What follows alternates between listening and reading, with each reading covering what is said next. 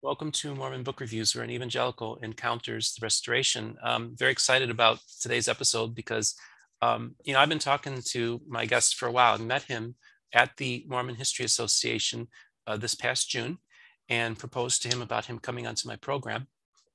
And it was a real honor, first of all, that you expressed interest in coming on my program, but it's even been a bigger honor that you're also a regular viewer of my program. And you felt that this was a good place to have the particular conversations that we're going to have. We have been planning on talking for a while. And then, long story short, Rod Meldrum and his Heartlander thing has kind of caught the eye of John Dehlin and Simon Southerton, and they kind of did a thing. So I actually invited Rod to come on, and he's going to come on and kind of present his case. And then I thought, well, I need to have somebody on who can also talk about that. But that's what we're talking about today. That's for a future episode. Anyways, I just want to introduce my guest, Thomas Murphy, anthropologist. Welcome to my program. Well, thank you. I'm coming here to you from the lands of the Coast Salish nations in Western Washington. I'm at Edmonds College, which is it was a community college. It's become a four-year college in recent years. And I've been teaching anthropology there for well over 20 years. Wow. So I want to mention to everybody that you are the president-elect of the Mormon Social Science Association. Congratulations. And tell my audience a little bit, what is an anthropologist? What exactly does an anthropologist do? Yeah, I'll tell you first a little bit about the Social Science Association, the Mormon Social Science Association. Yeah, please do. And your viewers can learn about the Mormon Social Science Association by going to mormonsocialscience.org. It's an organization of professional sociologists, anthropologists, political scientists, and others who study Mormonism. It's kind of shocking that they wanted to nominate me for president. I'm now the president-elect as of about a week or so ago. And that's a 6-year commitment. I'll be president-elect for 2 years, become president after that, when the main meeting of the Mormon Social Science Association will be in Salt Lake. I'll take on the presidency at that time in a couple of years, and then serve later 2 years on the board after that. But it's a great organization for kind of looking at Mormonism from an academic perspective, and maybe of interest to many of your viewers. We do have a membership, so you can join for a small fee. We'd love to have your viewers join us.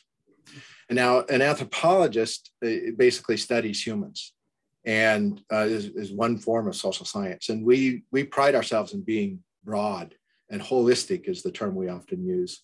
So an anthropologist looks at human experience through a multiplicity of perspectives. From a biological perspective, for example, I'm rather unusual in anthropology because most people specialize in one of the subdisciplines, where I have worked across the disciplines, and particularly being at a community college, that makes a lot of sense because I have to teach across the disciplines. So in terms of biological anthropology, I've done work on DNA in the Book of Mormon, for example. I've done ecological work in Coast Salish nations, and a lot of fish and wildlife monitoring in Western Washington. And anthropology also includes archaeology. And archaeology is basically the study of past societies through their artifacts. And I've led archaeological projects in Western Washington. I participated in archaeological projects in Middle Woodland or Hopewell cultures in the Midwest along the Mississippi River. And I interviewed for a video about Bible and the Book of Mormon about archaeology as well. And then linguistic anthropology, study of humans through language. I participated in linguistic anthropology projects in the Mesoamerica among the Zapotec people. For example, I was a research assistant on a Zapotec ethnobiology project where we were looking at how Zapotec people understand the natural world and how that's organized in their language. My primary specialty, though, within anthropology is cultural anthropology, and that's the study of humans through our symbolic and social systems. And, I've done a lot of work along that line with Mayan and Nahua Mormons in Mexico and Guatemala. Worked with Haudenosaunee or Iroquois cultures historically as well as contemporary, and done things completely unrelated to Mormonism, like work on green infrastructure in the Puget Sound region. So that gives you a little bit of overview of anthropology. Yeah, I just out of curiosity, we used to have a cottage in the Upper Peninsula of Michigan, and our cottage bordered Hiawatha National Forest. I was wondering, and then of course there are Iroquois and I'm trying to remember the other Indian group or Native American group that's there. But have you ever gone up that way and done some work in that area? Not in Upper Michigan in terms of being on the ground. However, I've read a lot of the primary historical sources, especially the 18th and 19th century sources from that region. So I'll let you. It's an incredibly fascinating component, especially in the War of 1812 would play a really important role in the cultural environment from which Joseph Smith and his contemporaries would come, especially, some of the prophetic movements that I think had an impact on Joseph Smith, the Tenskwatawa, the Shawnee prophet, Neil, and more to the south, a Delaware prophet, or to the east and south. And, these movements, and then Handsome Lake right in Western New York, I think these movements actually had an impact on Joseph Smith's thinking. Now that's going to be part two. Yeah. They were teasing that. We're going to have a really interesting conversation about that in part two. So you alluded to the video. It was, so you had DNA versus the Book of Mormon, and you had the Bible versus the Book of Mormon. And just so you folks know, I mean, some of you who are at LDS might be aware of these videos, but millions of evangelicals watched these programs, and they were primarily would have been distributed via DVD, because this is pre-YouTube. And I imagine there was a Christian television station or two that may have even aired the program as well. So many evangelicals got their education about Mormonism and DNA watching Thomas Murphy, who was the LDS anthropologist, was your title in the documentary series. And it was put out by evangelicals. Now we're going to get back to that story, but we're going to go back in time.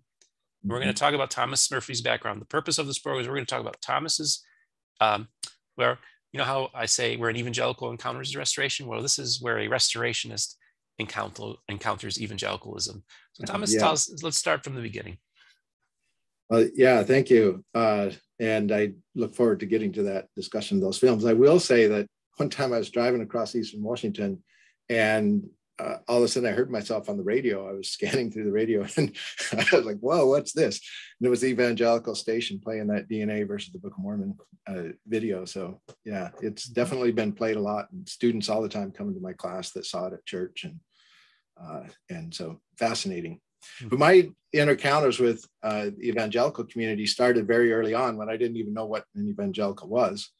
I was a young kid. I grew up in southern Idaho, and I'd lived on a farm for a lot of my early years. And then my parents had divorced, and I had moved to Burley, Idaho.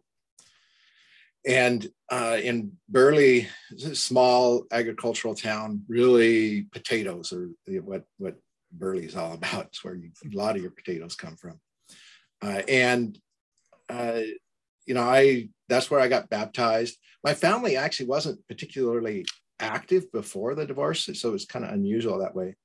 But after the divorce, both my mom and my dad got more active in the church, and my stepfather would be, a new convert and very kind of enthusiastic about his faith. And so in Burley, I joined the swim team, and I was, just this young kid, and I had a good friend. His name was Philip Allred, and we would hang out together a lot. We were on the swim team together, and we'd run around town. I'd tell my parents I was going over to his house, and, I'd be at his house part of the time, but then we'd be running around town. And one day we were down near the park, and there's a school there. I think it was a high school, if I remember right. And it had an auditorium. And we were walking around, we saw all these people going into this auditorium, and we were just kind of curious kids. And so we poke our heads in there, and there's somebody talking, and people in the audience, and they're talking about Jesus. And, you know, as a young Mormon kid, I knew Jesus had something to do with church. And, but this wasn't Mormon. I could kind of tell that it wasn't the same because, well, for one, we didn't have church in a high school, right? Or a school anyway. And they talked a little different about Jesus than we did. And, but it was still Jesus. So it was familiar, but different. And we just sat down in the chairs and listened.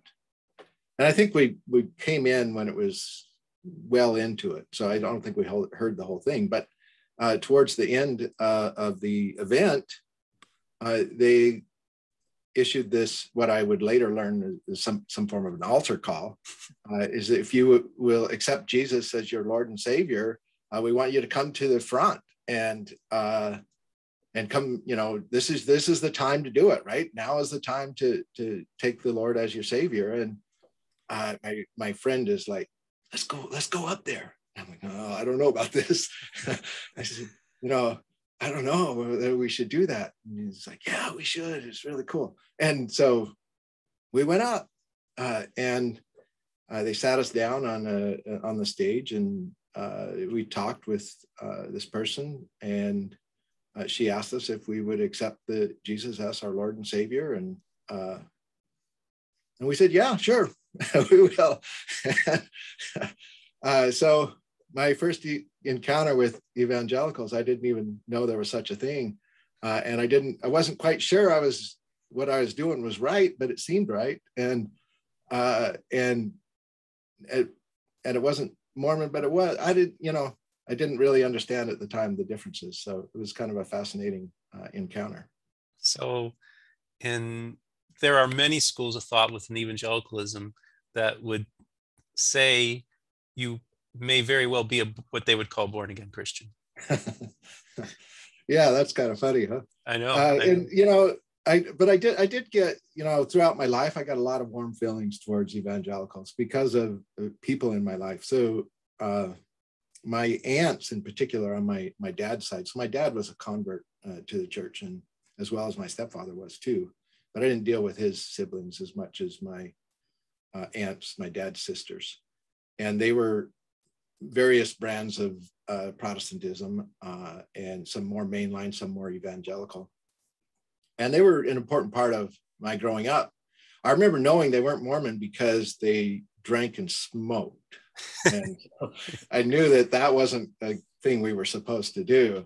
But they loved me, right? And they, you know, they were really, you know, good people. Uh-huh. And so I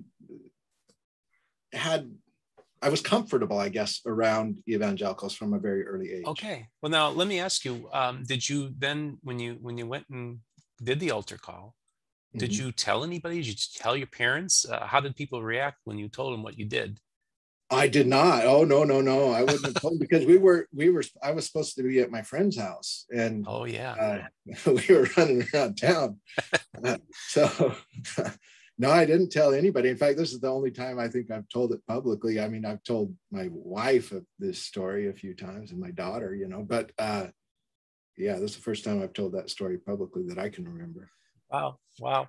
So, you know, I think that's very interesting. You see, you had your first encounter with evangelicals. Of course, they went and done the evangelical thing, got you saved. So, and then we're going to talk about this journey that you were on. So you said that throughout your life, you had family that were varying degrees of evangelical and Christian, and also friends throughout your life that you encountered.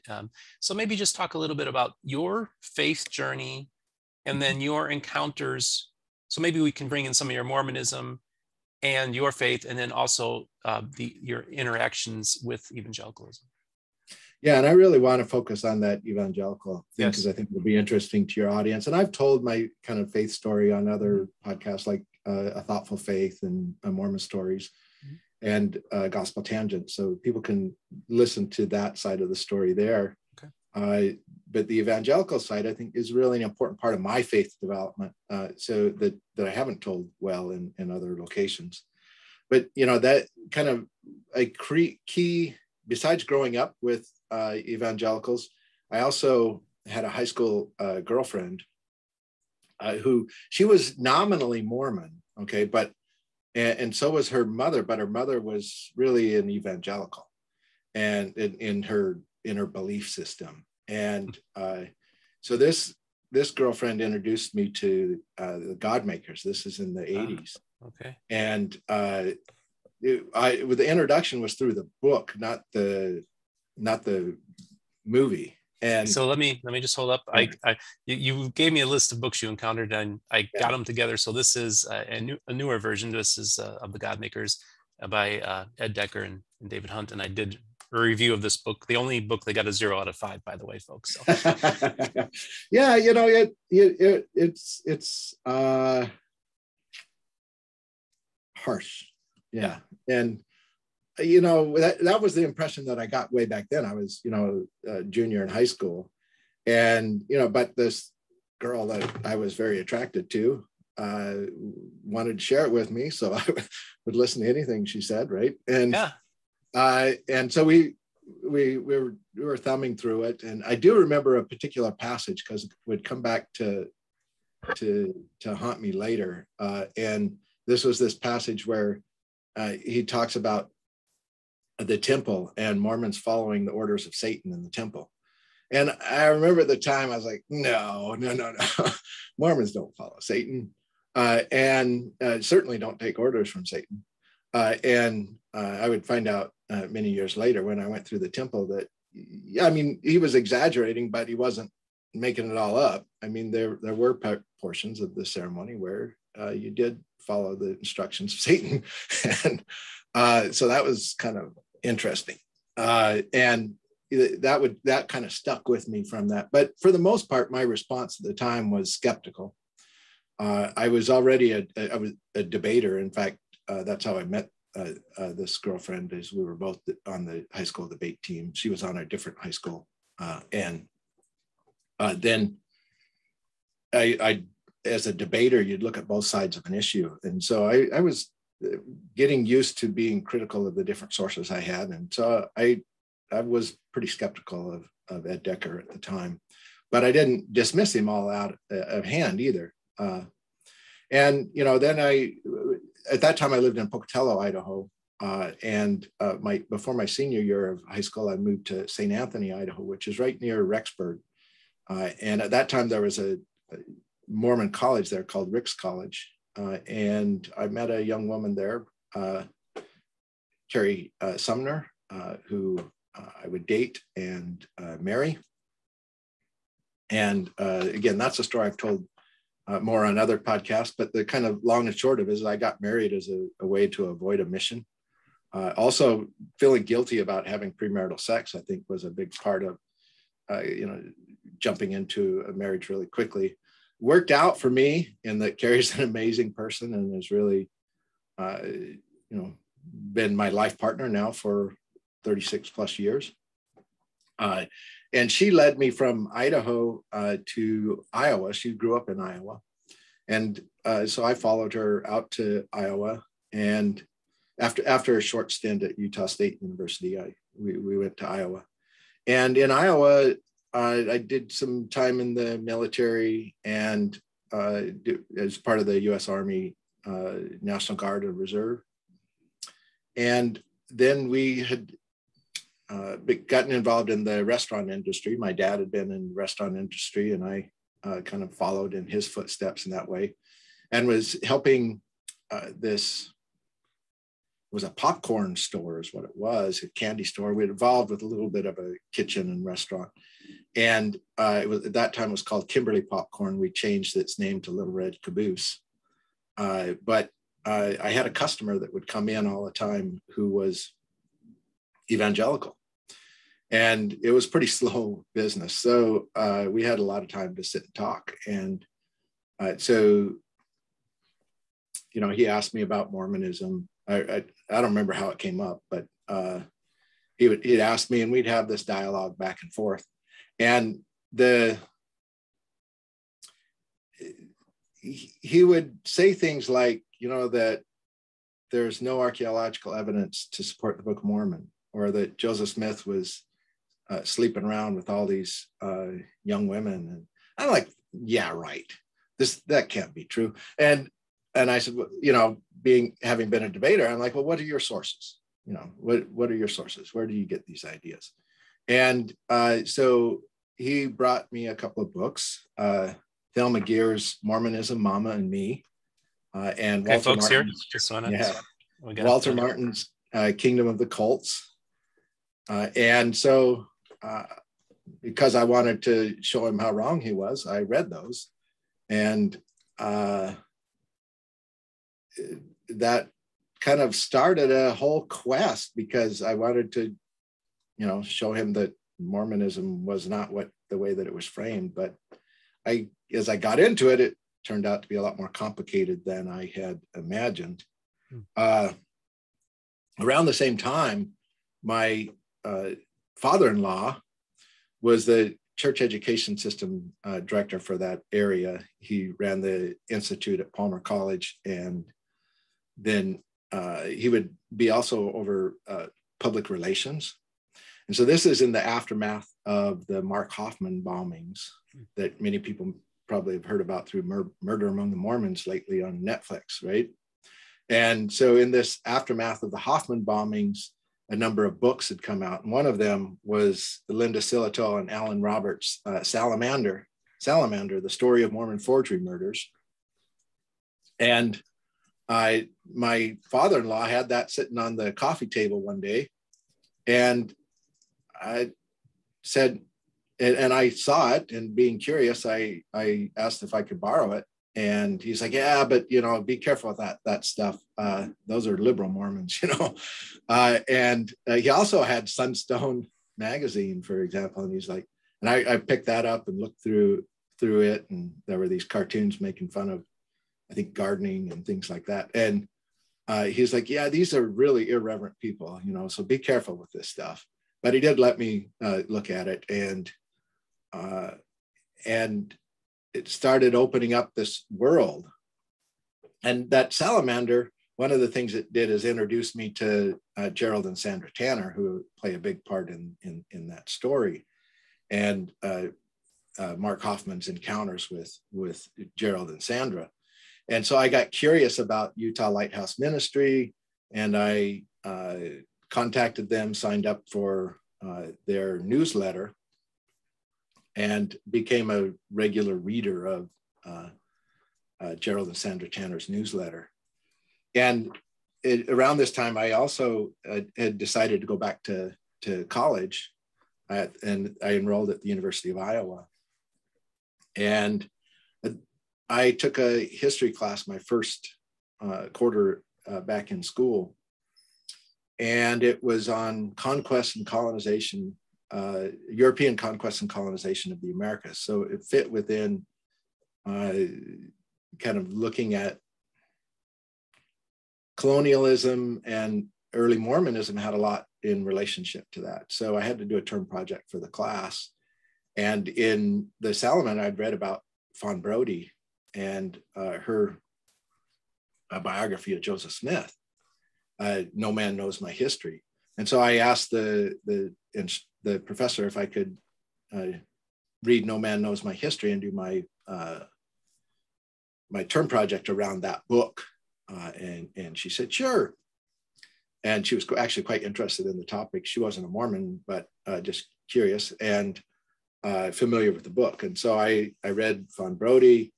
And, by that time, my faith was really starting to be on shaky ground. I was not believing that literally like I had been before. Our church attendance began to lapse. And, really started to get a more complex view of religion and Mormonism in particular.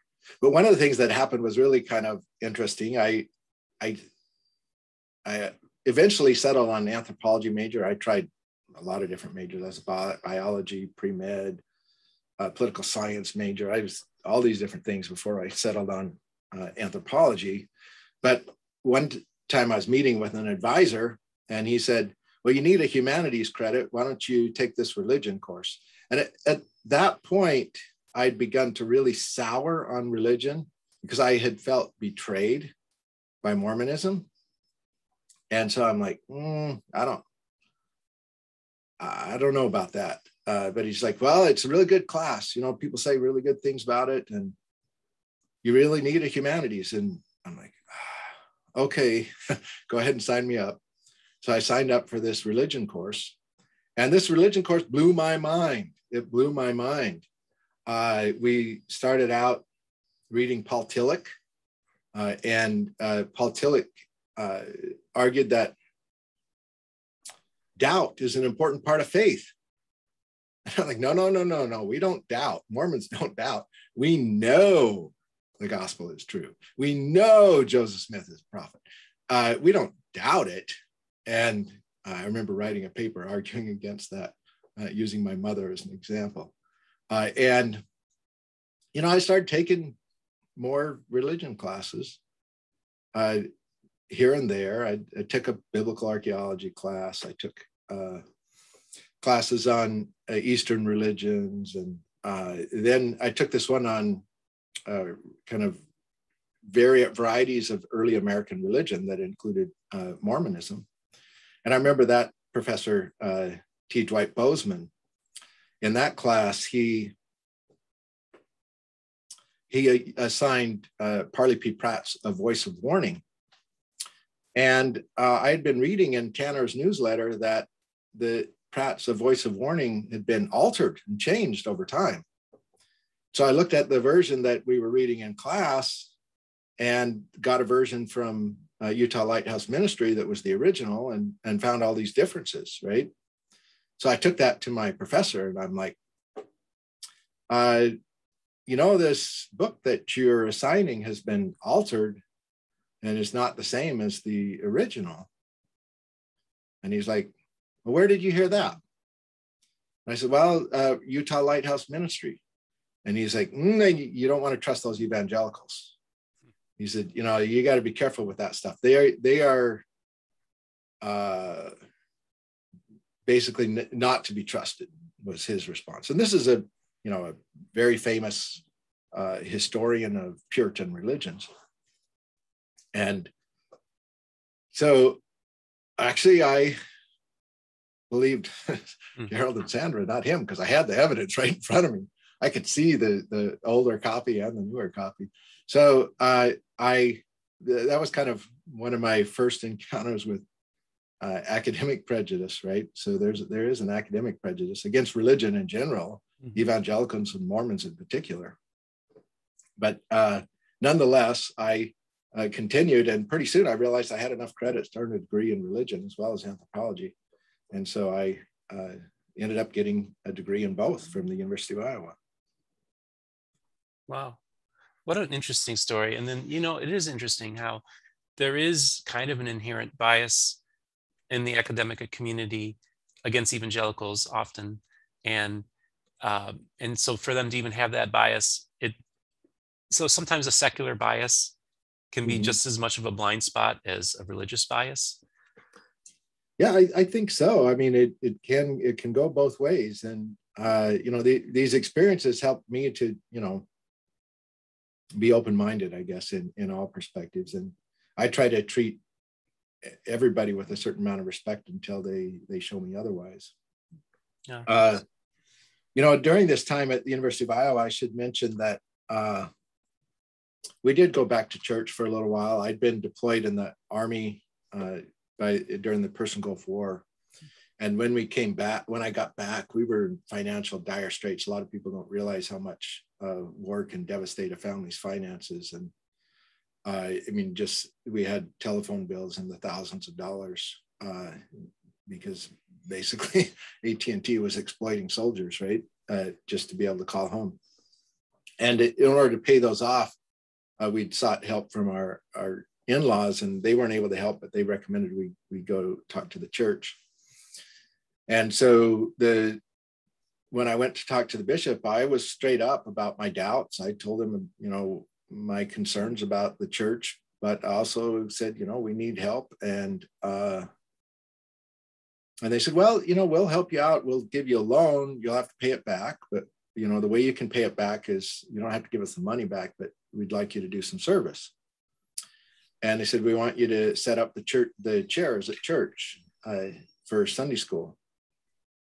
And so it was a pretty clever way to get us back into church. So we had to go to church every week to fulfill our service. And so we did that for 6 months and till our service was fulfilled.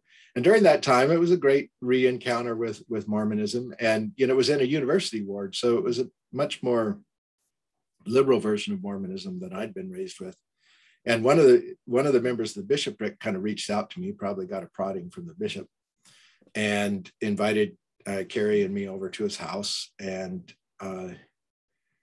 we had conversations about the church. And I told him, I said, in my anthropology classes, I'm learning a very different story of American Indian origins and of ancient America than appears in the Book of Mormon. And this member of the bishopric says, yeah, for me, he says, I realize the Book of Mormon is a 19th century document. And I'm like, you're in the bishopric and you don't believe the Book of Mormon is a historical document? And I was like, wow. And then I noticed on his bookshelves, Dialogue and Sunstone, and I'd read about them in Salamander Letter and the Tanner's newsletters. And so I asked him, and I'd seen Sunstone before at my father-in-law's, and I asked him about Dialogue and Sunstone, and he said, yeah, these are great venues for critically thinking Mormons. And, he really thinks that there's not enough critical thinking in the church, and that there really is a place for me as a critical thinker, and that he, this taking a look at those magazine and journal might be quite helpful for me. And mentioned there's a Sunstone Symposium coming up in Chicago, and I signed up for that. I attended this Sunstone Symposium, and it was kind of my first exposure to the spectrum of belief within Mormonism. And I remember thinking, man, this is a different paradigm for how people approach Mormonism than I'd been raised with. And I wrote a paper about differing paradigms between Sunstone and mainstream Mormonism back in the early 90s. And this was before the September 6th, when a number of scholars would be excommunicated. And at that time, when that happened, the following year was kind of traumatic for me, because these were the people that were trying to bring me back into the church. And all of a sudden they're getting kicked out. And I'm like, that's really intriguing. And, nonetheless, I thought, I really enjoy this study. Like you, I like to read these books. I love to read. And I kept getting more and more books. And I'm like, well, how can I work that into my education? And I was in this anthropology class called Alcohol and Culture. And we're reading about these efforts to use peyote and other traditional Native American ceremonies as a treatment for alcoholism. And one of these was a group that believed in the word of wisdom, a group called the Peyote Way Church of God. And I read about this in one of my assigned readings in the class, and I'm like, who are these people, the Peyote Way Church of God? So I looked them up, which in those days was a little more challenging than it is today with the internet.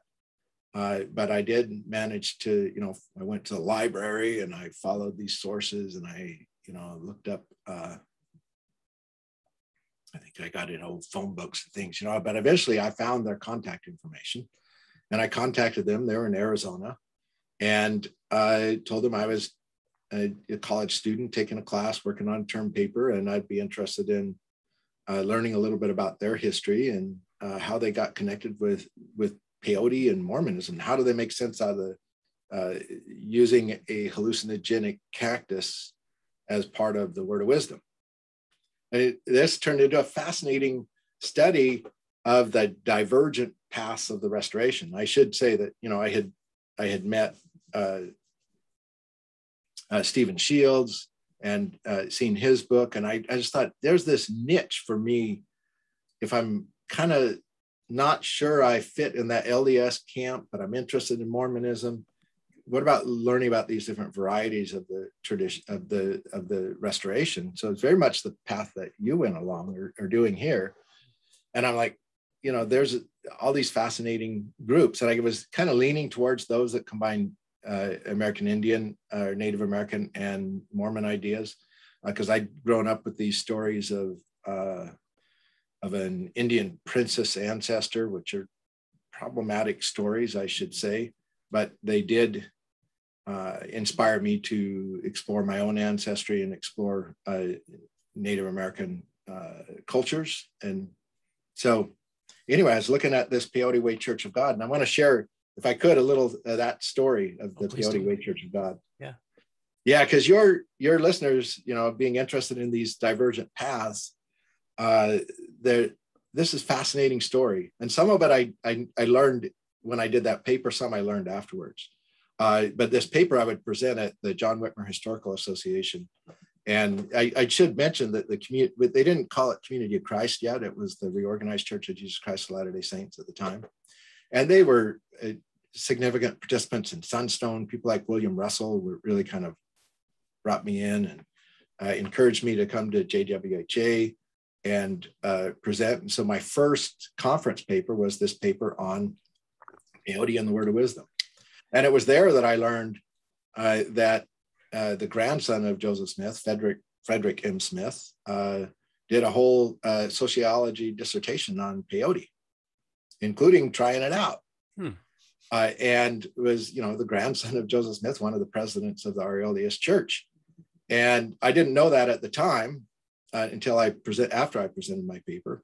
But I had caught a connection with the RLDS through the sources I'd been looking at, and particularly a man by the name of Jonathan or Jack Koshaway, who he was an RLDS, I believe a former missionary, who founded the Odo Church of the Firstborn in 1914 and helped found the Native American Church in 1917. And Frederick M. Smith and others were basically tutoring him on how to create an established church. And so that model they learned from the RLDS was applied to creating the first legal institutions that were Native American churches. And the Native American Church would grow to be a quite significant pan-Indian movement focused on peyote and mixing it with bits of Christianity and even some Pentecostal themes as well. Wow. And the Peyote Way Church of God itself had that older history of connections with the RLDS, more recently connections with the LDS. And there was a man by the name of Emmanuel Trujillo, who was a native veteran of World War II. And he leaves the Native American Church in 1966 over the exclusion of non-Native Korean War veterans from ceremonies. There were some new laws regulating the use of peyote that restricted it to, you had to be a quarter American Indian by legal definition being able to use it. And the Native American Church complied with the federal law, and many of the people objected, including Trujillo. And so Trujillo leaves the Native American Church and founds this all-race branch of the church that he calls the Church of the Holy Light Pentecostal Indian Mission. And he founded that in 1975. A couple years later, that would evolve to become the Peyote Way Church of God. Wow. And so you get this kind of fascinating intersection of Pentecostalism, evangelical Christianity, peyotism, and Mormonism, all kind of mixing together and creating this fascinating, really small church that's got 160 acres in Arizona, where they lead these peyote vision quests. And the person at the time who was the president, her name was Ann Zapp, and she had worked with Trujillo to found the Peyote Way Church of God, and she would later become the president from 85 to 93. And she was an LDS convert. She'd been a member of the Church of Jesus Christ of Latter-day Saints and was kind of taken with the word of wisdom. And so she's the one who introduced the word of wisdom into the Peyote Way Church of God as a health code. And so they saw the word of wisdom, though, as sanctioning the use of herbs. And that's something that early Mormons did, but had kind of fallen out of favor in later Mormonism. And so the word of wisdom became this justification for using peyote. Fascinating, very interesting. You know, I've done a little research on the Native American Church, and I knew that there's some Christian influence on the group. I did not know that the RLDS played a role in that, which I find really fascinating. So they're kind of bringing all that together, like you had mentioned before. I got to ask Christopher Thomas of the Church of God, Cleveland, Tennessee, if they've ever been in talks with the Peyote Way Church of God. Yeah. I mean, it's a really small group, and they actually published my term paper in their newsletter, and then we're selling it online for a number of years. Wow. I made it free online now. It's on my academia page. It's on my Social Science Research Network author page. So I'm going to try to provide links to some of the stuff we talked about today in the description, everybody. So yeah, well, keep on.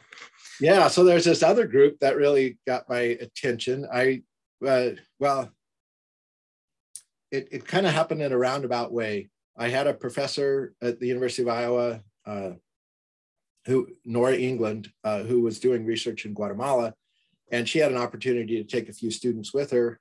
Not so much with her as she would be in the same town, and we could work on some independent research projects. And so I applied for a research grant to look at the word of wisdom in Guatemala among Mormons there. So it's kind of a follow-up to this work with the Peyote Way Church of God to see how Mayan and Ladino are people of native ancestry, but have adopted more of the Spanish culture, and see how they interpret the word of wisdom. And I found some fascinating stuff about kind of how traditional medicine in especially the conceptions of hot and cold are culturally different in Guatemala than they are in the United States. And so there were some interesting interpretations around hot and cold drinks that were evident in Guatemala as a basis of that traditional medicine. But one of the things I did when I was in Guatemala is I took this book with me by F. Lamon Tulis called Mormons in Mexico, and I read it while I was there. And it included a story of a man by the name of Margarito Bautista, who was a Nahua Mormon from central Mexico. And a couple of years later, I would, now a graduate student at the University of Washington, I would have an opportunity to work on a research project in Oaxaca, in southern Mexico, that Zapotec ethnobiology project I mentioned earlier.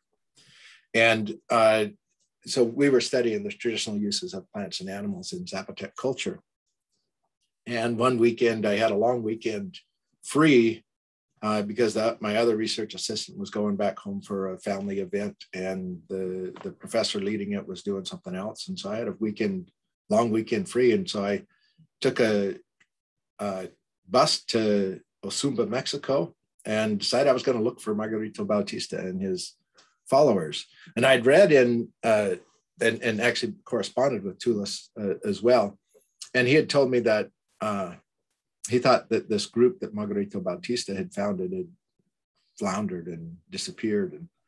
And there had been insinuations of that in other books. And so I wasn't expecting to find a thriving community.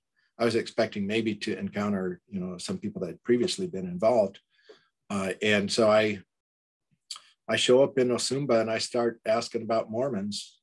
And they said, oh yeah, we got some of those. They live down there and down the street in another town, another colonia. And so I followed those directions and just walked into town. And there was this town of 700 people. practicing kind of a fundamentalist variety of Mormonism. They loosely associated with the Allred branch of the AUB, the Apostolic United Brethren. And it had been founded by Margarito Bautista in the 1930s.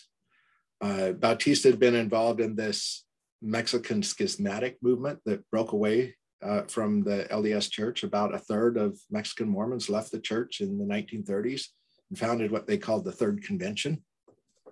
And it turned out that this group called El Reino de Dios en su plenitud, or the Kingdom of God in its fullness, was created by Bautista, and he really emphasized the predictions in the Book of Mormon that the Gentiles would go astray in the latter days, and that the descendants of the Lamanites would lead the church. And he felt that the church had gone astray because they would not accept Mexican leaders. That's what the Third Convention was about, is that the Third Convention rebelled against the LDS Church because of racial prejudice that led to the exclusion of indigenous Mexicans from church leadership positions. And so they started their own church and led it. And eventually in the 40s, most of the Third Convention would go back to the LDS Church when there was an effort to reconcile. But a couple of groups would stay separate. One of those was the group led by Margarito Bautista, and another led by Lorenzo Cuautli, and in Puebla. And so I did some ethnographic research with these communities, learning their stories, and that would eventually become part of my doctoral dissertation, looking at indigenous Mormonisms, kind of how indigenous people have interpreted the Book of Mormon. Wow. Yeah, I've heard a little bit about the Third Convention. I read about that. I didn't realize that there was still kind of a fairly large group of people that are still part of that group. And obviously, if they're doing more fundamentalist aspects, they probably have their birth rate is probably quite high. And so it sounds to me that they'll probably be around for a long time. Yeah, and they've got, a land base there, and they own things in common. They do the United Order, they do plural marriage, and they're actually rather affluent compared to the surrounding areas. I mean, they got PhDs and accountants, lawyers, and it's Mexican middle class, I guess would be the way to put it. But they're all indigenous heritage, and just fascinating, mostly Nahua, but there were some Zapotecs and others there too. And they would consider themselves Lamanites. Yes, they definitely did. Yeah, most certainly. Wow.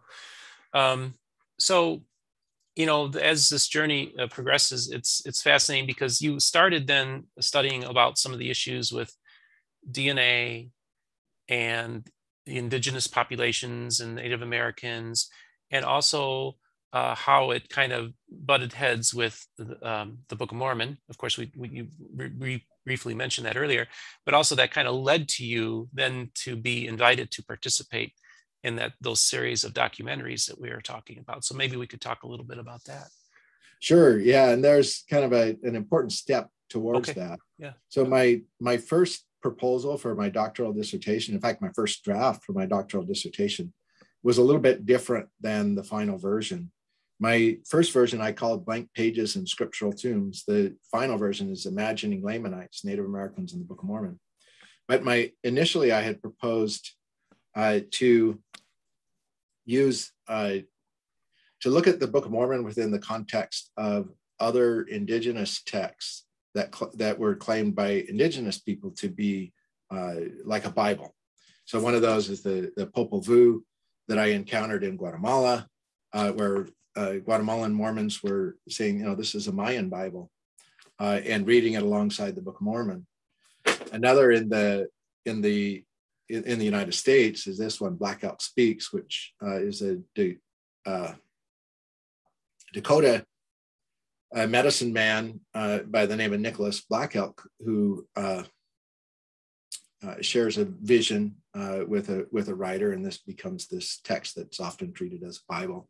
And interestingly, Nicholas Black Elk was Catholic, and he was, doing a Catholic catechist traveling around the reservation. At the same time, he's teaching his traditional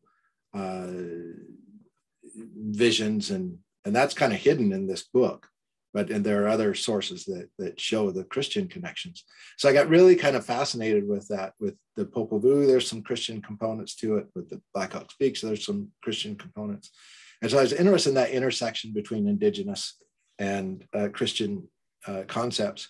But my committee told me, no, that's too much. You should just focus on Mormonism and leave out the Popol Vuh and Black Elk Speaks. And so I did focus more on Mormonism, and yet in recent years, I've started going back to these themes that I had written material on, and updating it and publishing it now on the Popol Vuh and Black Elk Speaks as other scriptures besides the Book of Mormon.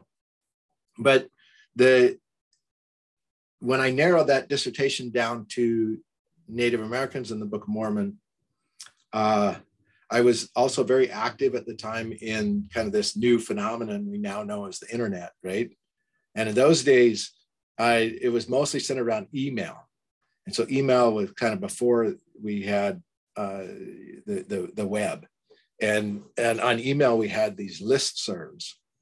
And that became a great way to connect with other people interested in Mormonism and to discuss some difficult, controversial issues. So I was part of groups called Mormonelle and LDSNet and IRING-L and various other listservs that became this early way of connecting with people. And one of those was a man by the name of Brent Metcalf. And Brent Metcalf reached out to me at shortly after the time where my committee had basically said, you need to go back to the drawing board and redo your dissertation, redo what you're going to do, reimagine your dissertation, more focused on the Book of Mormon and not on Popol Vuh and Black Elk Speaks. And so Brent asked me, he said, there's this new DNA research about Native American origins, and I'm the editor of this journal called Mormon Scripture Studies, a new online journal at the time. And we're looking for an anthropologist or biologist to write an article about DNA in the Book of Mormon. Would you be interested, or maybe recommend somebody that would? And so he knew I knew a little bit about the topic because I'd been talking about it in some of the online forums. And it's an important part of my training as an anthropologist. And so I said, yeah, I think I'll take this on myself. And so I said, yeah, I would do that. And it was a particularly convenient time for me because I had to reconsider how I was going to do my dissertation. And that's how DNA gets its way into it. It wasn't initially part of the plan. It was more kind of humanities oriented than the natural science side of it. And so I said, all right, I'll take this on. And I basically did a literature review of the anthropological and biological literature on DNA and its implications for Mormon beliefs about Native American origins. And 20 years ago, this year, I first presented that research at the Sunstone Symposium in Salt Lake City. And it was at the same time simultaneously published the first peer-reviewed article on DNA in the Book of Mormon. It was called Lamanite Genesis, Genealogy, and Genetics. And it first appeared online in Mormon Scripture Studies. It was a pretty big hit at Sunstone that summer. There was a huge packed room with the panel discussion on whether DNA, or basically on DNA and its implications for the Book of Mormon. And I was on a panel with Trent Stevens and Jeff Meldrum, and Brent Metcalf, all of whom would become major players in this discussion of DNA in the Book of Mormon. And that, like I said, came out in 2001. It was a big hit at Sunstone, but things quieted down.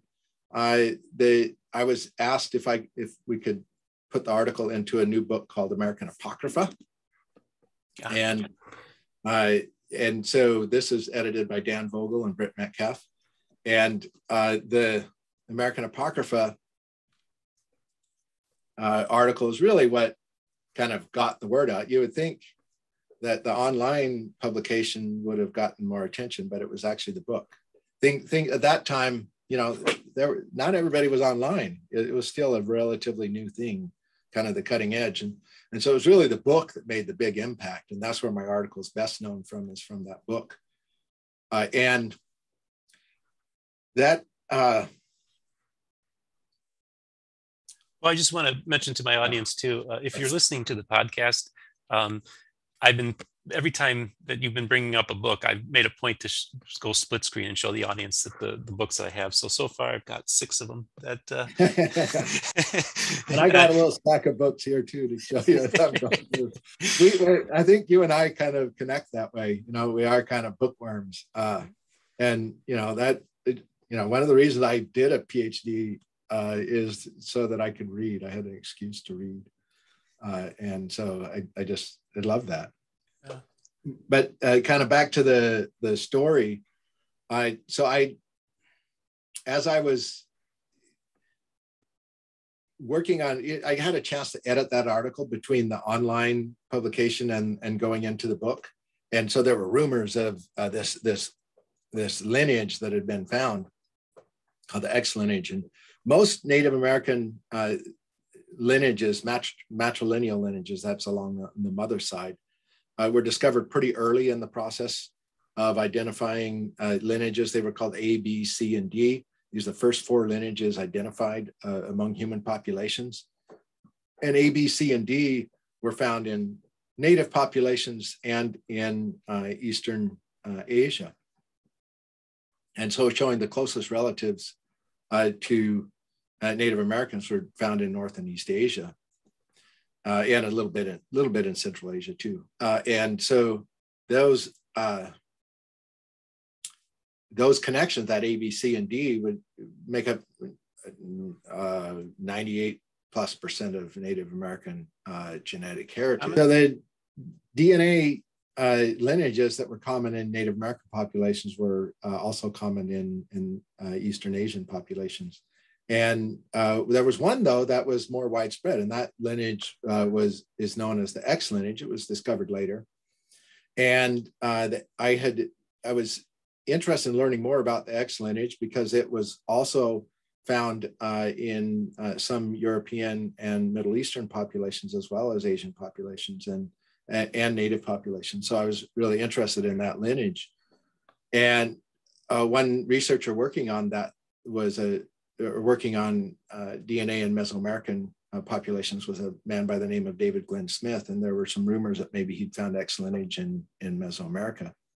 And so I emailed him to ask about his data to see if he'd found X lineage there. It turns out it wasn't. It was a contamination. And and he says, and I think I mentioned that I was working on research related to the Book of Mormon. And he says, well, that's really interesting. I was just interviewed by some documentary filmmakers about DNA in the Book of Mormon. And I'm like, oh, really? That sounds fascinating. And I said, do you have contact information for these folks? And so he sent me their contact information for Joel Kramer and Jeremy Reyes. And I reached out to them and said, I hear you're making a documentary. I heard from David Glenn Smith, you're making a documentary on DNA in the Book of Mormon. I've been writing on that. Should we talk? And, you know, they would later describe this as kind of a miraculous encounter between us. And anyway, it led to an agreement to do an interview when I was in Salt Lake City the next time. This would have been 2002 for the Sunstone Symposium, where I was presenting a paper. And when I showed up to the interview, they were doing it in a hotel room, and they handed me this piece of paper. And up to the time, I had no idea that this was an evangelical ministry. Okay. I thought that this was all science focused. I'd heard about it from a famous molecular anthropologist, and nowhere in my mind was this associated with evangelicals. So they hand me this consent form that identifies themselves as Living Hope Ministries. And I'm like, Living Hope Ministries? I'm like, what is this all about? I'm like hesitant. I'm like, okay, what's going on here? And they said, yeah, we are evangelicals, and we are interested in the story of DNA in the Book of Mormon. And they said, we're only interested in the science. That's our focus. We're and so I was reassured that it was, about the science. And so I signed and I agreed. And I think the fact that I'd had all these positive experiences with the evangelicals and they'd been an important part of my own faith journey, I think that's one of the reasons I agreed to do that. And they began this interview that would, kind of document my faith crisis. I was rewatching that DNA versus the Book of Mormon and the Bible versus the Book of Mormon the last couple of days to prepare for this. And it was like, it's interesting to see yourself from 20 years ago and see that relive that place I was in at the time.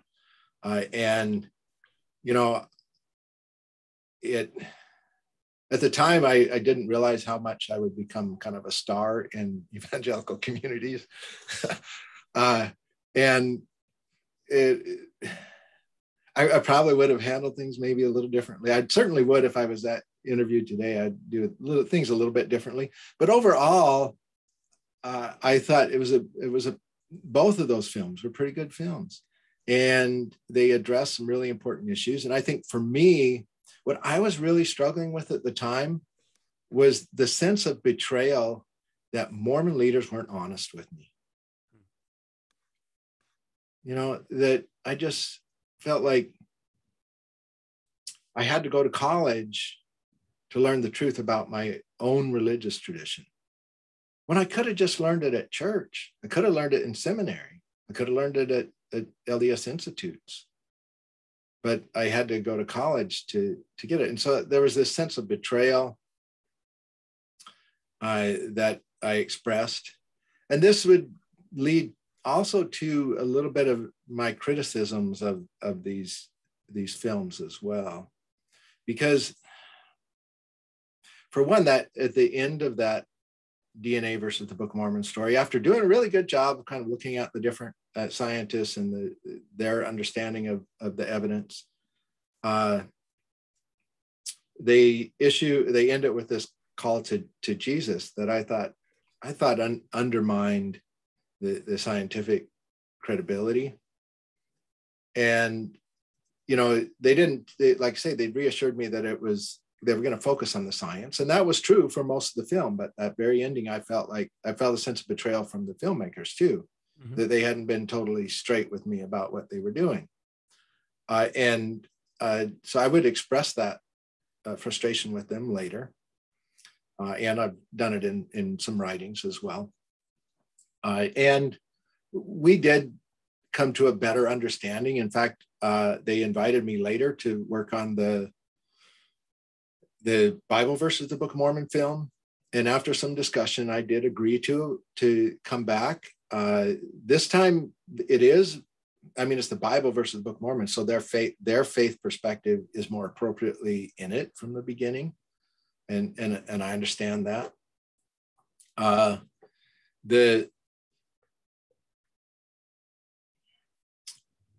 I felt that there were a couple of other things missing in the DNA video. I felt like they didn't address the problems with the Bible and DNA. And certainly in my article, Lamanite Genesis, Genealogy, and Genetics, I talked about the evolution, creation conflicts, talked about the fact that we share more than 98% of our DNA with chimpanzees. And none of that stuff made it in the film. And these gentlemen would be considered young Earth creationists, right? Well, I asked them that, and they said not for us, not so much for them personally, they said, but for their audience, they said it's predominantly young Earth creationists. And so I think they were more nuanced, kind of like you are, in terms of at least what they expressed to me. I hope I'm not misrepresenting their perspective, but they should speak for themselves. They'd be great guests to speak for themselves on here. But, you know, I wish that they had in addressed, especially the timing of the DNA evidence, because from Native American perspectives, what's interesting about the DNA evidence is it shows that people have been here since time immemorial for very, very, very long. The DNA evidence shows that natives have been here much longer than anthropologists previously thought, based upon the archaeological record. And in fact, it's led to a resurgence of revisiting older archaeological sites that were considered controversial when I was a student, are now being reconsidered, and keep pushing the timing of the peopling of the Americas way back, tens of thousands of years. And so DNA evidence has had a big impact on how anthropologists have understood Native America, and none of that makes it into the film. The other thing that didn't make it into the film is any real Native perspectives. And so when I got that interview request to go to New York, I had been at the time working with another filmmaker by the name of Angelo Baca. Angelo Baca is Navajo and Hopi, and raised Mormon. And he and I had begun corresponding when he heard about me in the news. And I basically thought, well, you know, if they're going to do another film, they really need some Native perspectives in it. And I should say that I did play a role of introducing them to a fair number of the people they interviewed, okay? And among them was Angelo. And so I said, I'll come to New York with you if you will cover, and they'd offered to cover my expenses. And I said, well, you can also cover the expenses of my colleague, Angelo Baca, and he can work on his film at the same time. And so they agreed to that. And Angelo came and they interviewed him. He appears in a few portions of their film, but he also had the chance to make his own film called In Layman's Terms, looking at Lamanite identity. And that one, I think, does a better job of representing my perspective than does either of the films made by Living Hope Ministries. And, you know, so those who are curious about my perspective should, and about Native perspectives on these issues in general, should check out In Layman's Terms. And it's available online at Culture Unplugged. Okay. But their willingness to bring him along helped me to agree to continue to be involved.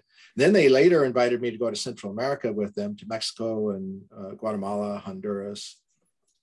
And this time, coincidentally, my wife's coworker was getting married in Mexico around the same time. And we were trying to figure out how we could afford to go to Mexico to go to her wedding. And this opportunity comes up to go with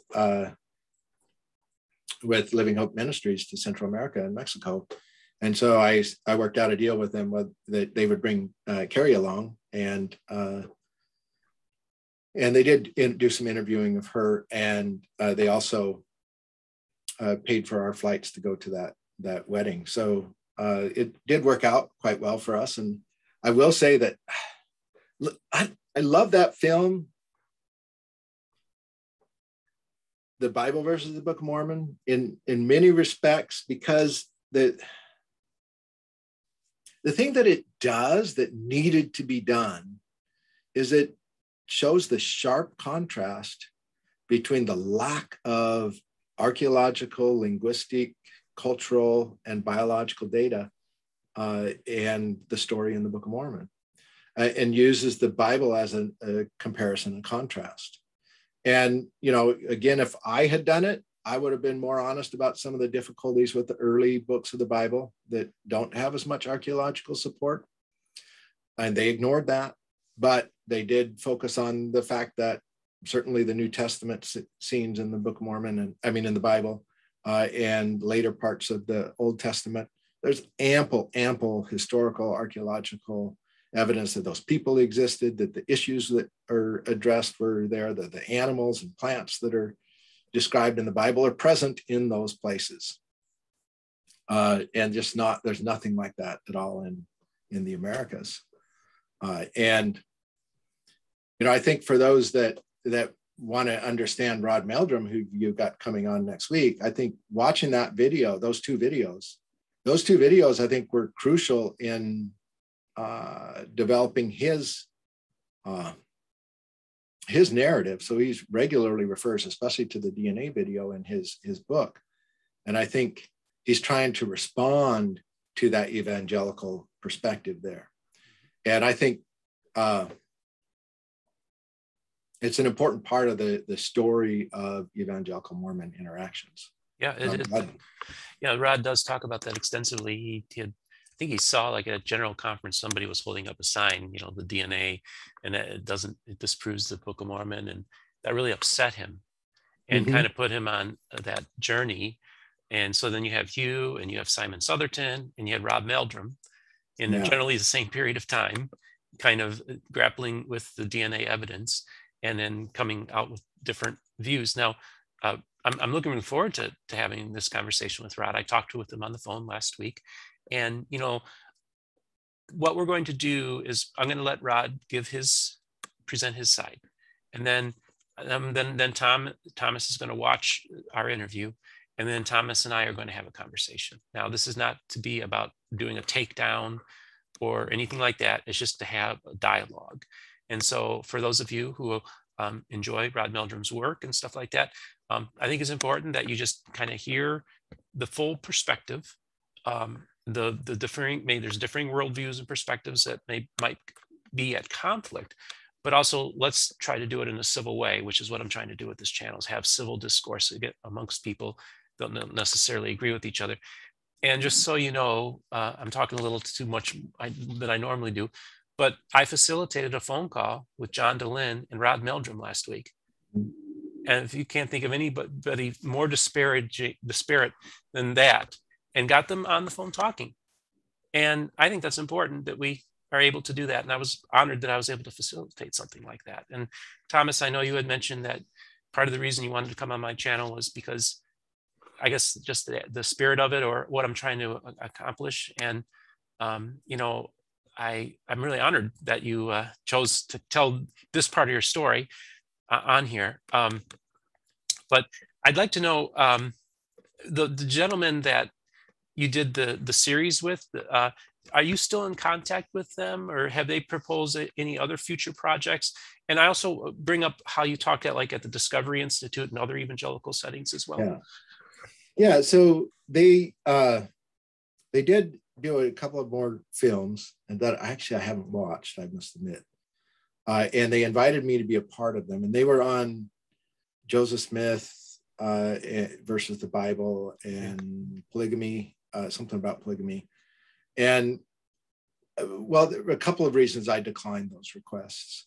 One reason was that although I really did like the film, I do think that it didn't fully represent my point of view. I think the fact that I was still proud of my Mormon heritage, but willing to talk about the difficult issues, they didn't seem to leave that as a viable alternative. And so each time I would try to explain who I am and why I do what I do, I'd kind of get cut off. And so they try to make it seem like the only way to resolve these issues is to leave the Mormon faith, and rather than, you know, to consider more nuanced approaches to the faith that I represented, or, you know, a pride in my heritage. I'm not an active member of the LDS Church in the sense that I go to church every week, but I am very actively involved in Mormon communities, or was at that time.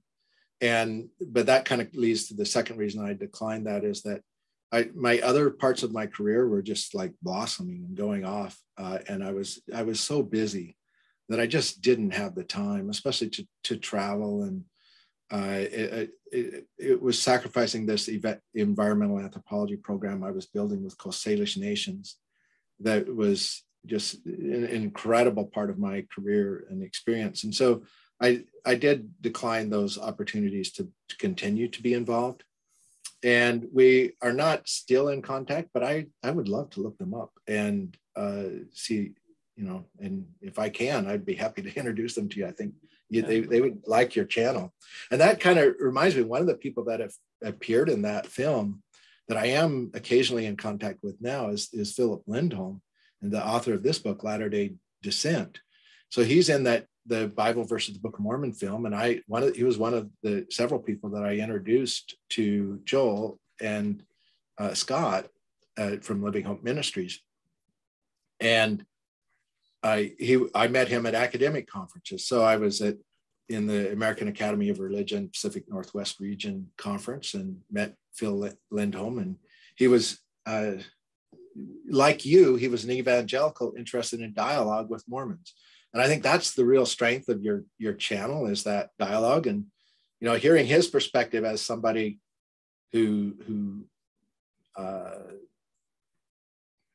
has been on this path as well. And what he did in this book is he interviewed myself and the September 6th, the people that were excommunicated in 1993, to tell our stories. And I've kind of left out that excommunication encounter. I actually didn't get excommunicated.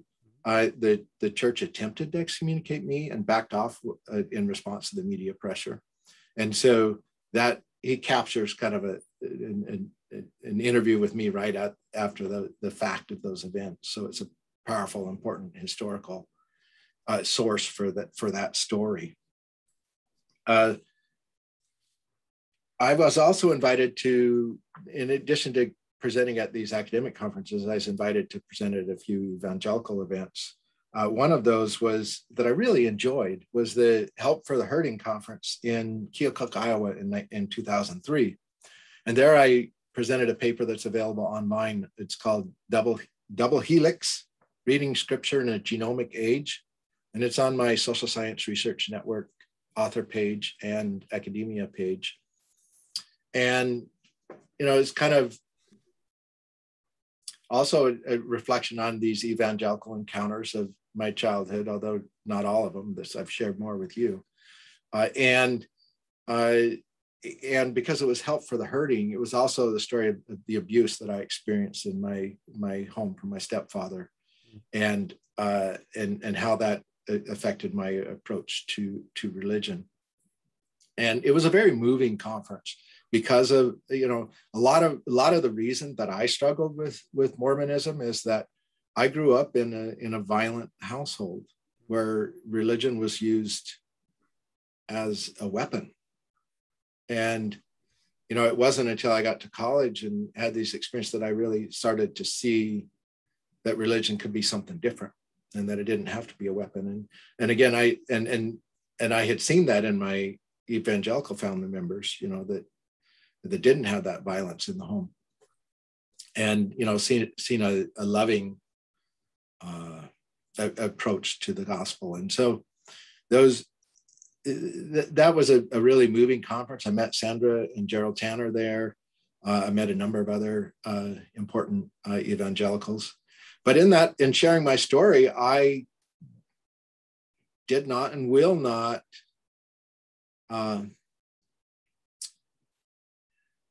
misrepresent or qualify myself. Okay, I talked about evolution. I talked about my experience during the war, where I wanted to be the atheist in a foxhole, because people told me there were no atheists in the foxhole. I was bound and determined that I was going to be an atheist in the foxhole.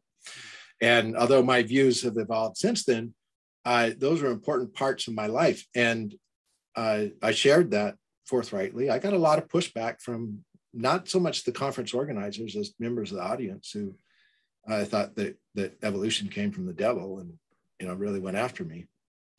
And I had, similar, I did an evangelical conference here in the Seattle area that included a lot of that Discovery Institute people. And again, I got pushback.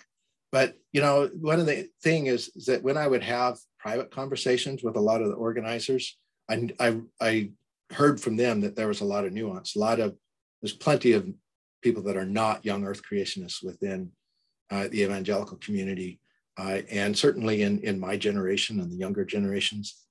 that I found that was quite common. It was usually the older generations that were pushing back.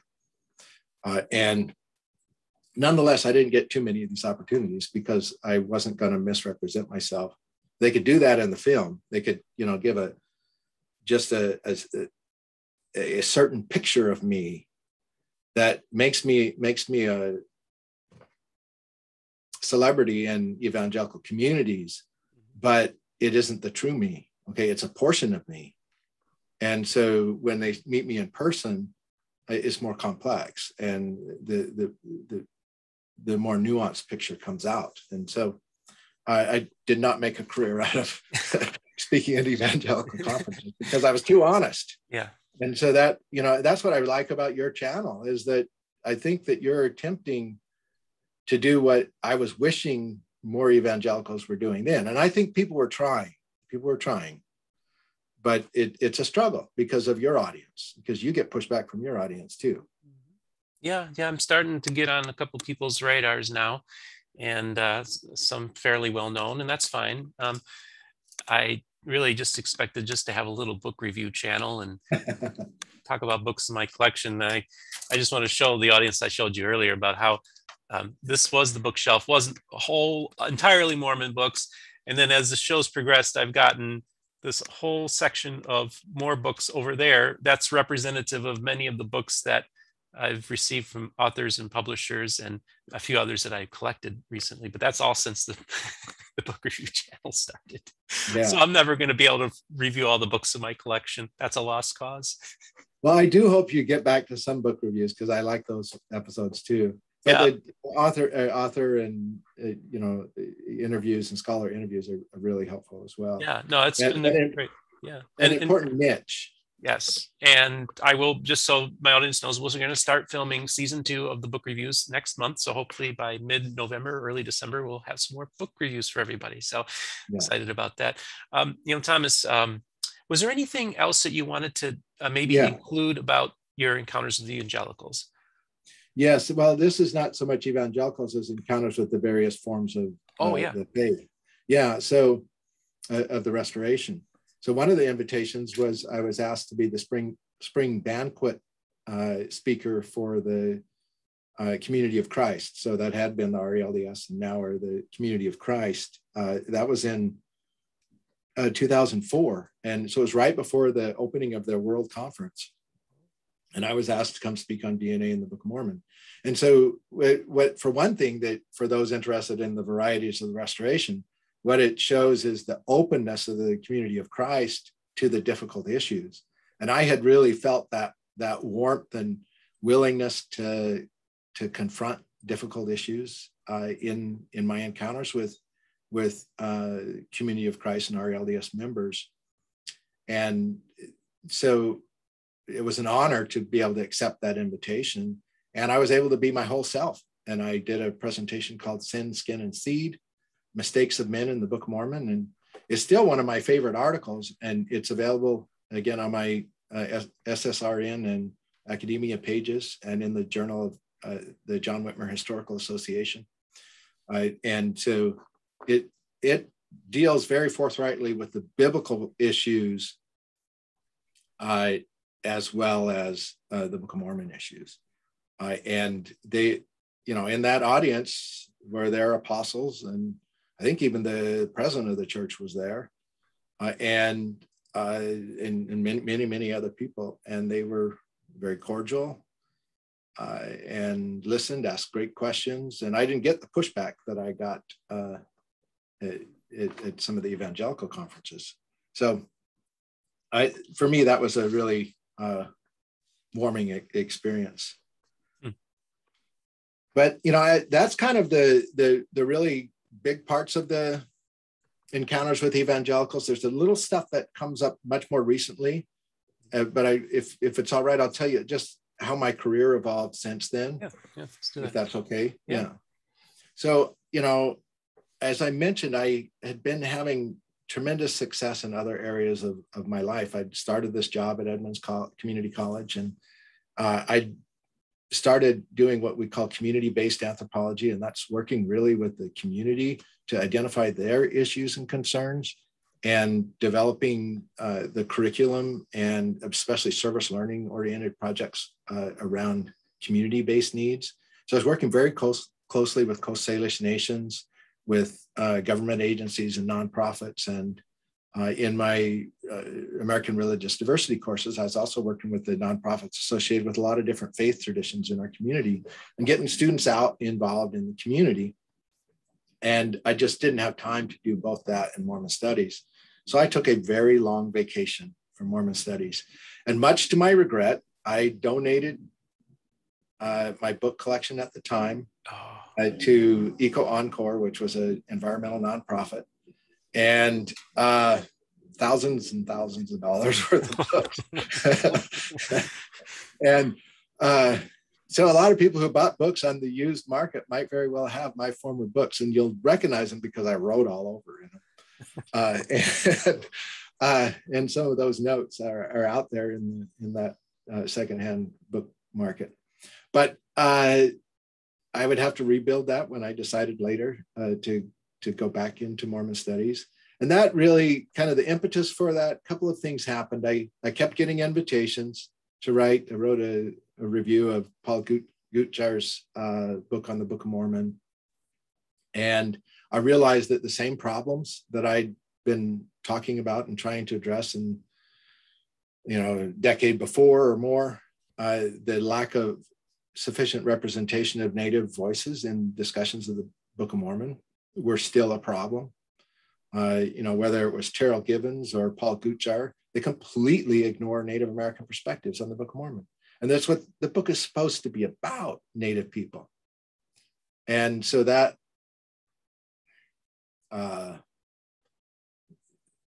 was still a problem. And I felt, I had started to be this bridge between Native communities and Mormonism, and I, developed at Edmonds. I'd become this bridge between Native communities and the academia.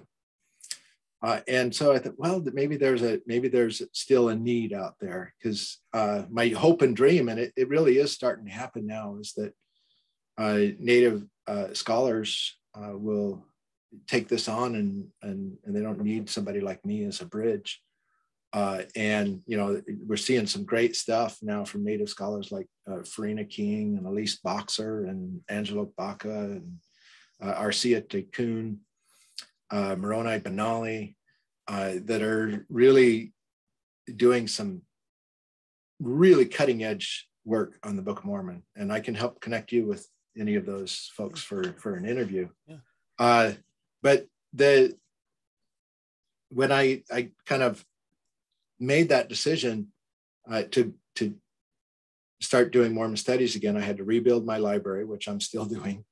And I kind of told I started partnering with Native authors. And so Angelo Baca, that I'd worked with on that film in layman's terms, we had talked many times about doing a project on repatriation and addressing repatriation issues, because one of the really problematic aspects of the Book of Mormon story is that Joseph Smith is really engaging in grave robbery of Native graves in the story. I mean, the whole idea that you got the Moroni, this treasure guardian / angel, and he's taking things from his grave. If those gold plates had actually existed, who would they belong to? They wouldn't have belonged to Joseph Smith. They'd belong to the Seneca.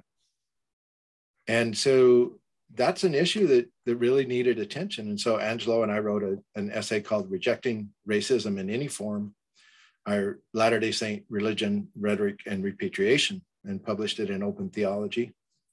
That was kind of my first published article, not the first I wrote. They got published out of order. But the first published article as I came back into Mormon studies. And then I partnered with a group of Native scholars in this book called Decolonizing Mormonism. It's edited by Gina Colvin, who is Maori, and Joanna Brooks, who, like me, has some distant Native ancestry. And this is an excellent book for looking at Indigenous perspectives on Mormonism. that led to an invitation to work with scholars at BYU that were invited to a panel or a seminar at BYU that produced this book called Essays on American Indian and Mormon History. This book won the Best Anthology Award from the John Whitmer Historical Association last year, and this I think is the most important book on the Book of Mormon to be published in this century and maybe ever. I think the article in here by Elise Boxer, a Dakota historian, about the Book of Mormon, a settler colonialism, is one that everyone should read. There's also, that I think that your audience will find quite interesting, and certainly the Heartland group would find quite interesting, is my article and that by Lori Taylor about Haudenosaunee or Iroquois traditions related to the Book of Mormon. So like the Heartland group, I've been turning back to North America. Even though I have all this experience and work in Central America, I think that there are issues and concerns in North America that are better connections to the Book of Mormon than we see in Mesoamerica, and that have been ignored by this turn to Mesoamerica by Book of Mormon studies. And so I think the difference between my approach and that of Heartland is that Lori and I are looking at 19th, 19th, 20th century Iroquois and Mormon thought. And I've been turning particularly to Native Christian communities. It turns out that Joseph Smith actually had some really significant connections to Native Christian communities and his family. These occur through Moores Indian Charity School, which was a missionary training program by Eleazar Wheelock, who was during the Second Great Awakening, they called themselves New Light preachers, but essentially they were an evangelical approach to Christianity. I don't think historians necessarily called it evangelical at that time, but it's kind of precursors to what the evangelical and Pentecostal movements. And Wheelock was training missionaries, Native students, one of them, Samson Occom, who many people think is the model for Samuel the Lamanite in the Book of Mormon. And Samson Occom was the first Native student at Moores Charity School. And he was a Mohegan, who eventually becomes a preacher and travels around. We have his diaries, we have some of his sermons, we have his writings. And I've started to read the Book of Mormon within the context of that, within the context of Native Christian movements. And particularly because there's that strong connection through Moores Charity School, and that would later evolve into Dartmouth University, Dartmouth College. And some of Joseph Smith's relatives, one of them, John Smith, who was related to both his parents, Lucy Mack and Joseph Sr. And he was a professor there. And then Hiram, Joseph Smith's brother, went to school at the Moores Indian Charity School.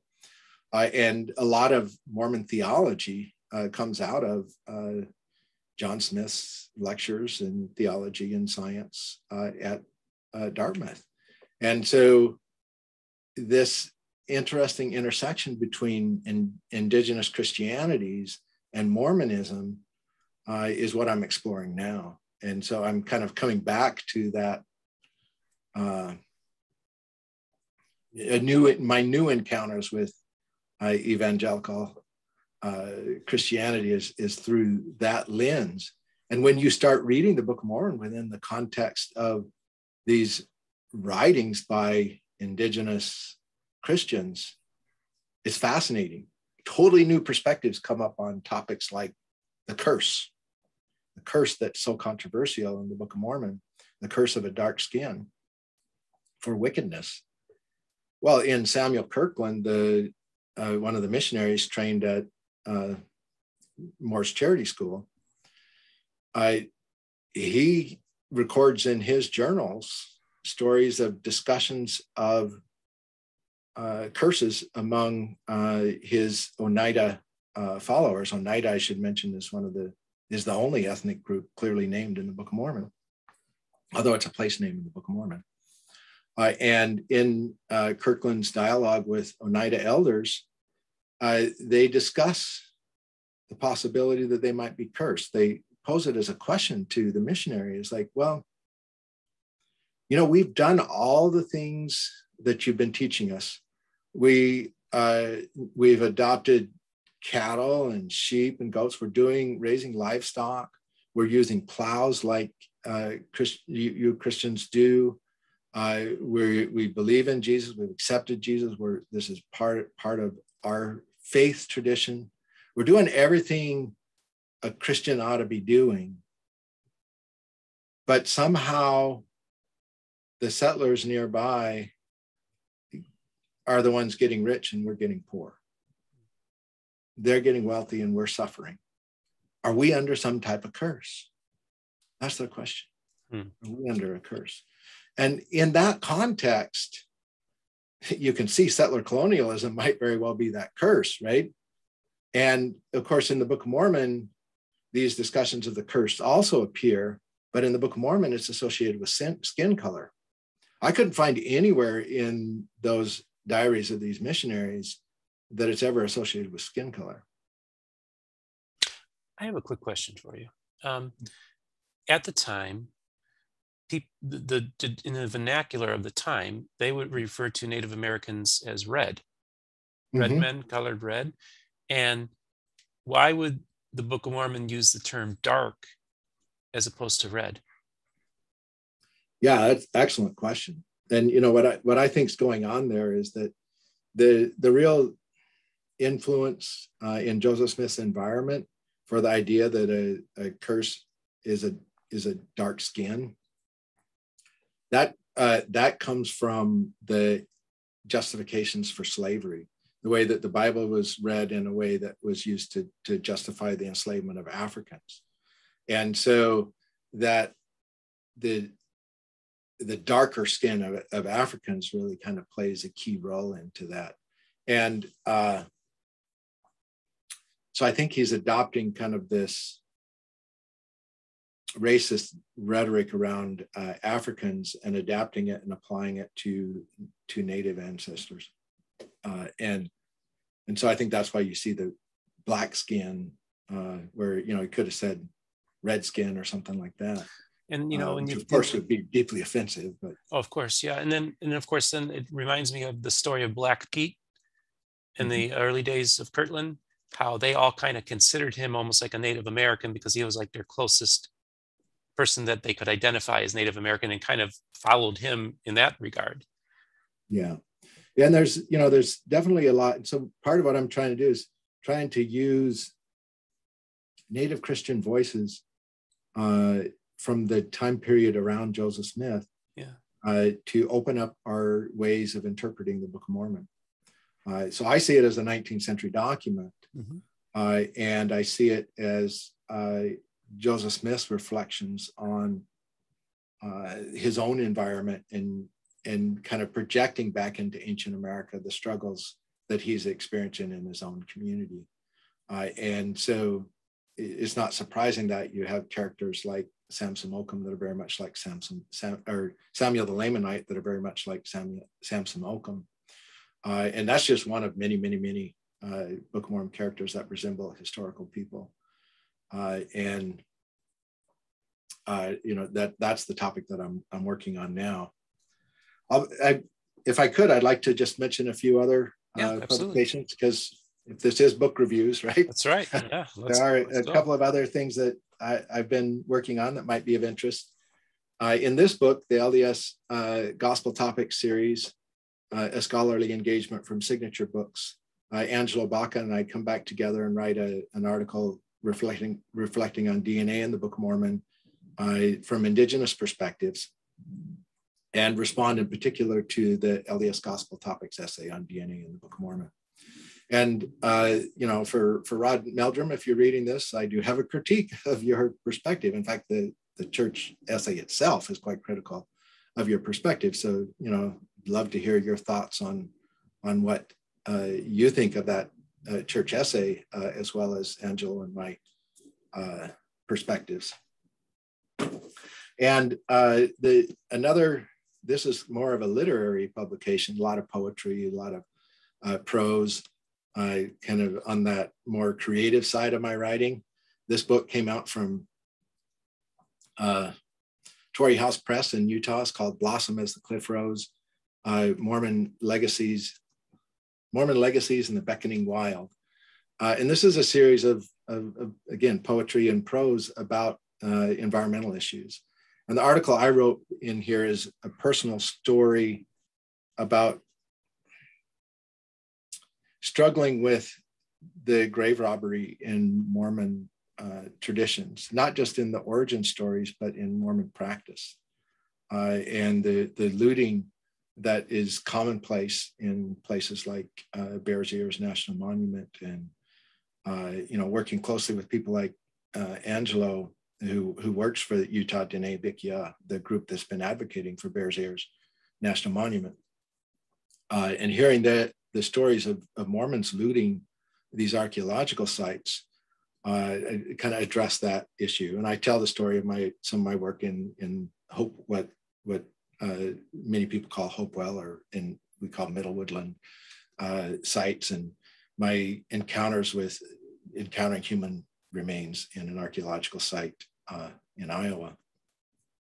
So that might also be of interest to some of your readers. And a few things I got coming up: an article in the Journal of Mormon Social Science Association on, I call it An Indian Princess in a Mormon Sacagawea, and I wrote it with my wife and daughter. We look at Mormon stories of Native ancestry and among genealogists, and the way that in our own families, that kind of the way that the racism is, subtle forms of racism are built into those stories, and kind of deconstructing that racism for ourselves and hopefully for other Mormons who wrestle with these issues.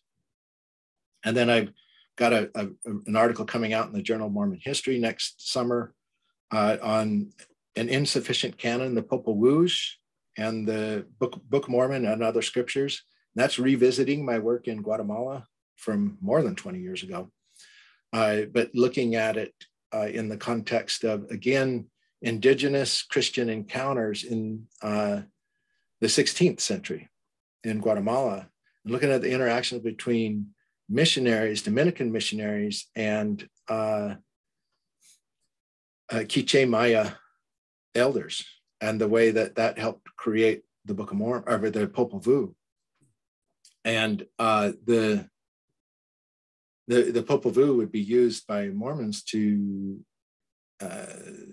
validate the Mesoamerican model. But when you actually go back and look at the earliest writings, the references to an Israelite heritage, or to the Tower of Babel, or other biblical stories in the Popol Vuh and other Quiché Maya texts, were understood more allegorical than literal. And subsequent interpreters would start to see what was initially an allegory or an analogy as being literally true. And so I think that intersection between Christian missionaries and indigenous peoples created this flourishing of questions about the Bible, questions about how is it that the Bible could be silent about two continents full of people. And in a way, it unsettles scripture.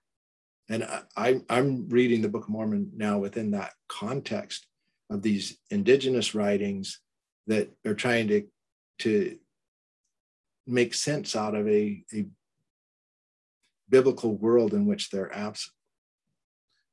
So, and then it just kind of, what have you done much work on, like the idea that a lot of people in America thought that maybe the mounds were built by the 10 lost tribes of Israel? Do you have that kind of interaction going on too? Oh, yes. And that was a big part of my dissertation. So those interested in the topic, my dissertation, Imagining Lamanites, Native Americans in the Book of Mormon, it's available for free many places on the internet. My author pages are the best place to start at Social Science Research Network and academia. And there, kind of look at the development of this idea. It really emerged in the aftermath of the Revolutionary War, okay?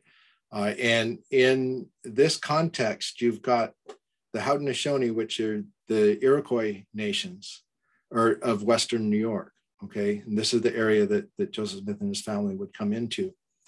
And that area before the Revolutionary War was controlled by the Seneca, one of those 6 nations. And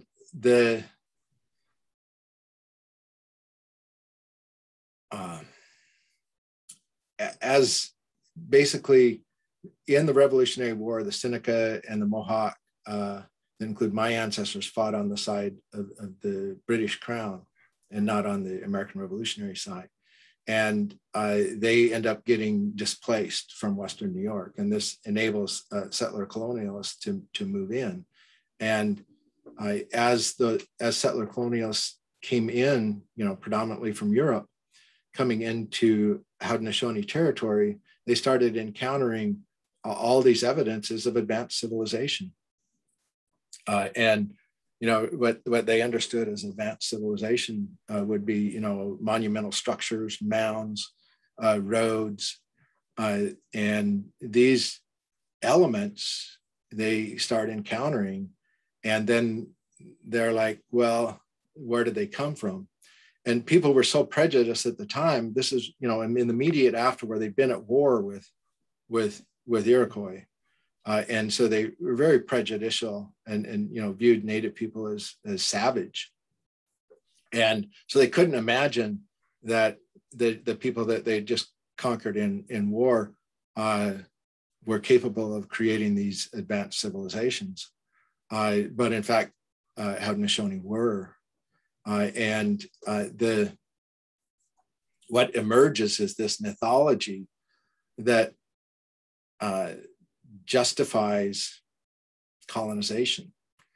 And so the story, as it evolves in various forms, is that there was once an ancient white race in the Americas that are called the Mound Builders that built the mounds and then were wiped out by the ancestors of American Indians. So the Seneca, for example. And then that really helped colonists from Europe to justify what they had done, which was really a Holocaust, a genocide against indigenous people. And by saying, well, it looks like you guys did this too. Looks like Indians did this to an ancient white race. So it's not quite so bad that we did it to you. And so it becomes this justification for a Holocaust. And it's not well-grounded in evidence, although I will say some interesting things. That is that in the Canargua Valley, where Joseph Smith was growing up, he did encounter artifacts of European manufacture. They were scattered around Ganondagan because there's been a big battle at Ganondagan in the 17th century. Ganondagan is a old Seneca village site that's about a dozen miles from Palmyra and Hill Cumorah. Hill Cumorah is kind of in between Palmyra and Ganondagan. And in this Canargua Valley, where Joseph Smith used to treasure hunt and hang out, there were mixtures of items of European manufacture with native arrowheads and native technologies and so on.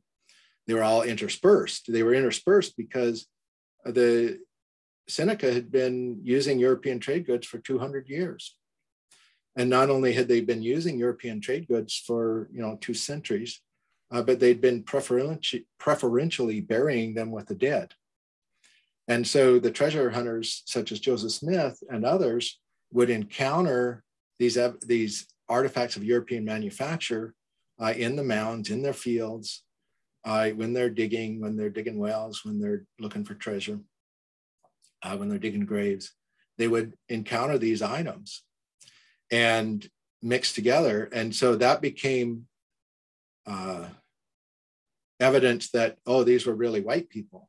Okay, the mound builders were really white people because they had European plants, animals, and technology. And so what you see in the Book of Mormon is this projection of European plants, technology, and animals and Christianity into ancient America. And the problem is now when we look at the archaeological record, you get below those early layers where the European trade goods are mixed in with the native artifacts, and European trade goods are no longer present. And so in ancient America, we just don't find the evidence that we would need to establish that type of society in the Americas. So that's kind of a little overview. I've always, it is a fascinating story in history. And folks, the purpose of this channel, of course, I mentioned earlier, is to bring all perspectives to the floor. And I thought it was important that I have an anthropologist on to kind of talk about some of the aspects of how they view these various cultures, whether it's in Central America or in North America, some of the proposed areas where the Book of Mormon events may have transpired. But I also then want the faithful voices to be heard on this channel as well, so they can give their perspective. I really appreciate, Thomas, you coming on. This has gone a little longer than I expected, which I'm glad it did. And it's funny, folks, because my mom called in the middle of this, so I had to pause it. And so I'm going to try to get these edited together. I might have Rick Bennett or my assistant do it. So hopefully we'll get this up and running when I want to. But I just want to ask you, Thomas, did you have any final words or any other things that you would like to talk about before we jump to part 2 next week? Well, I would like to thank you for creating this place for dialogue. And I think it's really awesome that you're bringing diverse perspectives across between evangelicals and Mormons, for one, and the umbrella that you're using for Mormonism is incredible, and resonates with me in terms of my scholarly career. But I think that it's fascinating to talk to each other and to hear these stories. And so I just really appreciate what you're doing. And, I certainly hope to approach our future conversations with cordiality and respect for people who have different points of view. And I think that that's a valuable contribution. Yeah, I think the time and place that we live in right now, really, that's our only hope at this point, is to be able to have civil dialogue and have these conversations, because I just, every time I can hardly watch the news anymore because of just this world that we're living in. But I do have faith, though, that we can get through this. America's gone through tough times before, and the world has as well. And I think that we can get through them. But one of the things too, I actually, since I have you on,